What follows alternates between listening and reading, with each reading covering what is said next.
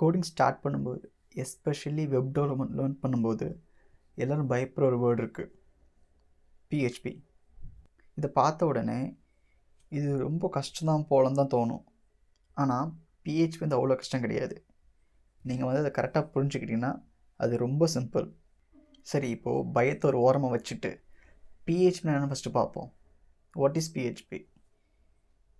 சிம்பிளாக சொல்லணும்னா பிஹெச்பி ஒரு ப்ரோக்ராமிங் லாங்குவேஜ். லைக் எப்படி சி, ஜாவாஸ்கிரிப்ட் வந்து scripting language, okay. C, Python, Java, எப்படி இந்தமாரி ஒரு ப்ரோக்ராமிங் லாங்குவேஜோ அதேமாரி பிஹெச்பி ஒரு ப்ரோக்ராமிங் லாங்குவேஜ். இதை மோஸ்ட்டாக நாம் வந்துட்டு வெப் டெவலப்மெண்ட் பண்ணுறதுக்கு தான் யூஸ் பண்ணுறோம். வெப் டெவலப்மெண்ட்லேயுமே பேக்கெண்டில் யூஸ் பண்ண தான் பிஹெச்பி அதிகமாக பயன்படுத்துகிறாங்க. சரி, உங்களுக்கு தோணும் பேக்கெண்ட்னா என்ன அப்படின்ட்டு. ஸோ பேக்கெண்டுங்கிறது என்னென்னு பார்த்தீங்கன்னா, இப்போது ஒரு வெப்சைட் இருக்குது, ஃபேஸ்புக், இன்ஸ்டாகிராம், யூடியூப்லாம் இருக்குன்னா, நீங்கள் அதை ஓப்பன் பண்ணுறப்ப நீங்கள் விஷுவலாக கண்ணால் பார்க்குற எலிமெண்ட்ஸ் எல்லாமே ஃப்ரண்ட் எண்ட். நீங்கள் பார்க்குற பட்டன்ஸாக இருக்கலாம், ஒரு சர்ச் பாராக இருக்கலாம், அந்த வீடியோ கார்ட்ஸ், நீங்கள் லைக் போடுற அந்த இது எல்லாமே ஃப்ரண்ட் எண்ட், ஓகேவா? பட் நீங்கள் போடுற லைக்காக இருக்கட்டும், ஒரு போஸ்ட் நீங்கள் போடுறீங்களா இருக்கட்டும், அது எல்லாமே ஸ்டோர் பண்ணுற வேலையை பார்க்குறது யாருன்னா பேக் எண்ட். அது அப்புறம்னா நம்ம பண்ணுற வேலையை டேட்டாபேஸில் ஸ்டோர் பண்ணணும், ஓகேங்களா? ஸோ ஒரு வெப்சைட்டுக்கு பேக் போன் எதுன்னு பார்த்தீங்கன்னா பேக் எண்ட் தான். ஸ்டாட்டிக் வெப்சைட் எடுத்திங்கன்னா அதில் எதுவுமே இருக்காது, ஜஸ்ட் HTML CSS மட்டும் தான் இருக்கும். ஸோ உங்களுக்கு அந்த டேட்டாஸ் எதுவும் மாறாது அங்கே. ஸோ ஒரு டைனமிக் வெப்சைட்ஸ் நீங்கள் எடுக்கிறப்ப அதில் வந்து டேட்டா சேஞ்சஸ் நிறைய இருக்கும். ஸோ அந்த இடத்துல பேக் எண்ட் தான் உங்களுக்கு பேக் போனாக செயல்படும். ஓகே, சிம்பிளாக ஒரு எக்ஸாம்பிள் பார்ப்போம். இப்போது நீங்கள் ஒரு ரெஸ்டாரண்ட்டுக்கு போகிறீங்க. ரெஸ்டாரண்ட்டில் போயிட்டு டேபிளில் உட்காந்துட்டு சர்வர் வருவார். அவர்கிட்ட எனக்கு இந்தந்த ஃபுட் ஐட்டம்ஸ் வேணும் சாப்பிட்றதுக்குன்னு சொல்லிட்டு ஆர்டர் கொடுப்பீங்க. உங்களுக்கு தேவையான ஃபுட் ஐட்டம்ஸ்லாம் எங்கே வரும்? கிச்சனில் இருந்து. ஸோ சர்வர் வந்துட்டு உங்களுக்கு என்னென்ன ஃபுட் ஐட்டம்ஸ் வேணுமோ அதை வாங்கிட்டு கிச்சனுக்கு போவார். ஸோ அதை கொண்டு போய் செஃப்ட்டு கொடுப்பாரு. செஃப் வந்து அதை ப்ரிப்பேர் பண்ணிட்டு ரிட்டன் சர்வர்கிட்ட கொடுப்பாரு. சர்வர் வந்து வாங்கிட்டு உங்கள்கிட்ட கொடுப்பாரு. ஸோ நீங்கள் ஆர்டர் பண்ண டேட்டாஸ் உங்கள் ஆர்டர் பண்ண ஃபுட் ஐட்டம்ஸ் உங்களுக்கு கிடச்சிடும். டேட்டாஸ் சொல்கிறேன், சாரி. ஸோ அதேமாரி தான் ஒரு வெப்சைட்டுமே. இப்போ நீங்கள் ஒரு யூடியூபுக்கு போகிறீங்க. யூடியூப்பில் போயிட்டு லைக் இப்படி சர்ச் பண்ணுங்க, ஹவு டு கிரியேட் வெப்சைட்னு சொல்லிட்டு டைப் பண்ணுறீங்க, ஓகேங்களா? நீங்கள் வந்து ஃப்ரண்ட் எண்டில் டைப் பண்ணுறீங்க. அதை வந்துட்டு ஒருத்தர் வாங்கிட்டு போகணும். அவர் இங்கே யாருன்னு பார்த்தீங்கன்னா அவர் தான் ஏபிஐ. ஸோ அவர் தான் சர்வர் மாரி உங்களுக்கு வேலை செய்வார். ஸோ உங்களுக்கு என்ன டேட்டா வேணுமோ அதை வாங்கிட்டு அந்த ஏபிஐ வந்து பேக் எண்டுக்கு போவார். பேக் எண்ட் போயிட்டு நம்ம கொடுத்த டேட்டா அங்கே இருக்குன்னு செக் பண்ணிட்டு அதுக்கு ரிலேட்டான டேட்டாஸை பேக் எண்ட் கொடுப்பாரு. ஏபிஐ என்ன பண்ணுவார்னா அந்த டேட்டா வாங்கிட்டு மறுபடியும் ஃப்ரண்ட் எண்டில் கொடுப்பாரு.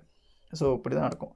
ஸோ நீங்கள் ஒரு சர்ச் பண்ணுறீங்கன்னா அது என்ன பண்ணுன்னா, அது இப்போ ஒரு டேட்டா வாங்கிட்டு ஏபிஐ போகும். அந்த ஏபிஐ பேக் எண்ட் கொடுக்கும். பேக் எண்ட் வந்து அங்கே டேட்டா பேஸஸ் தேடிட்டு இருக்கிற டேட்டா சம்மந்தமான டேட்டாவோ அதோட சேம் டேட்டாவையோ கொடுத்துட்டு ஏபிஐ கொடுத்துரும். உங்களுக்கு தேவையான ரிசல்ட் இங்கே கிடைச்சிடும் ஃப்ரண்ட் எண்டில். இப்படி தான் ஒரு வெப்சைட் வந்து ஒர்க் ஆகுது. இப்போ உங்களுக்கு கொஞ்சம் கிளாரிட்டி வந்திருக்கும், ஃப்ரண்ட் எண்ட் என்ன, பேக் எண்ட் என்ன, டேட்டா பேஸ் என்ன, ஏபிஐ என்னன்னு சொல்லிட்டு. ஸோ ஏபிஐ வந்து ஒரு பெரிய கான்செப்ட். நம்ம வந்து லேட்டராக நெக்ஸ்ட் வீடியோவில் பார்ப்போம். இப்போ உங்களுக்கு டவுட் வரலாம், பிஹெச்பி யூஸ் ஆகுதான்னு சொல்லிட்டு. எஸ், பிஹெச்பி யூஸ் ஆகிட்டுக்கிட்டு தான் இருக்குது. இன்டர்நெட்டில் இருக்கிற நிறைய வெப்சைட்ஸ் பார்த்திங்கன்னா இன்னும் பிஹெச்பி தான் யூஸ் பண்ணுது. ஸோ ஃபைனலாக அந்த கொஸ்டினுக்கு வந்துடலாம், பிஹெச்பி லேர்ன் பண்ணலாமா அப்படின்னு சொல்லிட்டு. டெஃபினட்டாக லேர்ன் பண்ணுங்கள். பிகாஸ் பிஹெச்பி நீங்கள் ஒன்ஸ் அண்டர்ஸ்டாண்ட் பண்ணிட்டீங்கன்னா அது ரொம்ப ஈஸியாக இருக்கும். ஈவன் என்னோடய காலேஜ் டேஸ்லேயே வந்துட்டு எனக்கு வெப் டெவலப்மெண்ட் ஒரு சாப்டரே வரும் செமஸ்டரில். அப்போ பார்த்திங்கன்னா ஃப்ரண்ட் எண்ட் வந்துட்டு காமனாக எப்பவுமே HTML, CSS, ஜாவாஸ்கிரிப்ட் இருக்கும். பேக் எண்ட் பார்த்திங்கன்னா PHP MySQL வந்துருச்சு. ஸோ எனக்கே வந்துட்டு இந்த டைம் ஜஸ்ட் நம்ம தேரி மட்டும் பாஸ் பண்ண சொல்லி படித்து முடிச்சு எழுதுருவோம். எனக்கு அந்த பிஹெச்பியோட சின்டாக்ஸு டிஃப்ரெண்ட்டாக இருந்தாலும் எனக்கு கொஞ்சம் இது பார்த்துட்டு ரொம்ப கஷ்டம்னு தோணிடுச்சு. லேட்டர் வந்துட்டு நான் காலேஜ் முடிச்சோட்டி ஓகே ஜஸ்ட் ஒரு ட்ரை பண்ணி பார்ப்போம் என்ன தான் இருக்குன்னு, இல்லை மேபி ஈஸியாக இருக்கலாம் இல்லை கஷ்டமாக இருக்கான்னு ஜஸ்ட் படிப்புன்னு சொல்லிட்டு படிக்க ஆரம்பித்தேன். ஈஸியாக தான் இருந்துச்சு. ஸோ ஒவ்வொரு கான்செப்டாக பொறுமையாக லேர்ன் பண்ண எனக்கு ஈஸியாக தான் இருந்துச்சு. ஸோ வந்து ஃபைனலி எனக்கு அதுதான் வந்து ஜாபை வாங்கி கொடுத்துன்னு சொல்லலாம். அண்ட் பிகினர்ஸ் படிக்கலாம்னு கண்டிப்பாக படிக்கலாம். உங்களுக்கு ஒரு உண்மையான விஷயம் என்னென்னா, ஐடியில் நீங்கள் எந்த லாங்குவேஜ் வேணால் படிக்கலாம். ஆனால் நீங்கள் உள்ளே பார்க்க போகிற மெயின் வேலைன்னு பார்த்தீங்கன்னா CRUD தான். Create, retrieve, update, delete. இந்த 4 வேலையை தான் எந்த லாங்குவேஜாக இருந்தாலும் பண்ண போகிறீங்க. ஓகேங்களா? ஸோ நீங்கள் எல்லா லாங்குவேஜும் எக்ஸ்ப்ளோர் பண்ணுங்கள். ஸோ ஒரு லாங்குவேஜ் நீங்கள் அண்டர்ஸ்டாண்ட் பண்ணாவே இன்னொரு லாங்குவேஜ் சின்டாக்ஸ் மட்டும் சேஞ்ச் ஆகும். ஸோ நீங்கள் அதுக்கேற்ற மாதிரி நீங்கள் கோடை மாடிஃபை பண்ணி எழுதலாம். வேறு எந்த டிஃப்ரென்ஸும் இல்லை, அவ்வளோதான். அண்ட் ஃபைனலி நீங்கள் ஆல்ரெடி PHP படிச்சிருக்கீங்களா, இல்லை படிக்க போகிறீங்களா, இல்லை வேறு ஏதாவது பேக்கெண்ட் படிச்சிருக்கீங்களான்னு சொல்லிட்டு கமெண்ட்டில் மென்ஷன் பண்ணுங்கள். அதேமாரி நெக்ஸ்ட்டு எந்த வீடியோ பற்றி பேசலாம்னு சொல்லிட்டு எனக்கு கமெண்ட்டில் டேக் பண்ணுங்கள்.